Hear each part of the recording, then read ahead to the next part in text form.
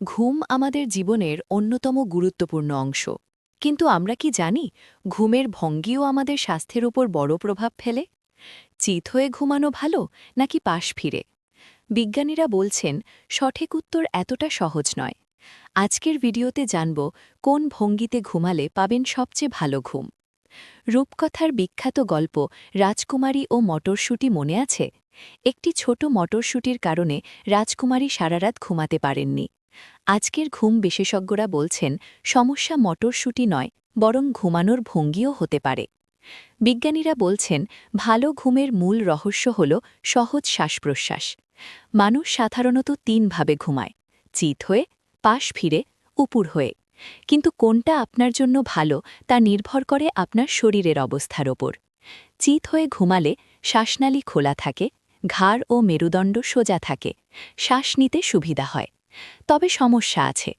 যাদের slip apnea বা নাক ডাকার সমস্যা আছে, চিত হয়ে ঘুমালে শ্বাস বন্ধ হওয়ার ঝুঁকি বাড়ে। কিন্তু শিশুদের ক্ষেত্রে চিকিৎসকেরা চিত হয়ে ঘুমানোর পরামর্শ দেন। পাশ ফিরে ঘুমানোরও অনেক সুবিধা আছে।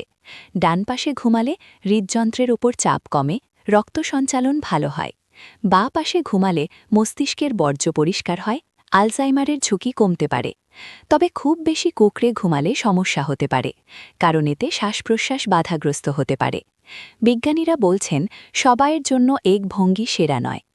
আপনার জন্য সেরা ভঙ্গি হবে যেটাতে আরাম পান, সহজে শ্বাস নিতে পারেন, ব্যথা কম হয়। পাশ ফেলে ঘুমালে হাঁটুর মাঝে বালিশ দিন। চিত হয়ে ঘুমালে হাঁটুর নিচে বালিশ দিন। উপুর হয়ে ঘুমালে পেটের নিচে পাতলা বালিশ দিন। সঠিক ম্যাট্রেস ব্যবহার করুন। এগুলো আপনার ঘুম আরও আরামদায়ক করবে। সবার জন্য নির্দিষ্ট কোনো সেরা ঘুমের ভঙ্গি নেই। যে ভঙ্গিতে আপনি সবচেয়ে আরাম পান, যে ভঙ্গিতে আপনার শরীর বিশ্রাম পায়, সেটিই আপনার জন্য সবচেয়ে ভালো ঘুমের ভঙ্গি। ভালো লাগলে ভিডিওটি লাইক দিন। নতুন ভিডিও পেতে সাবস্ক্রাইব করুন। নোটিফিকেশন বেল চাপতে ভুলবেন না।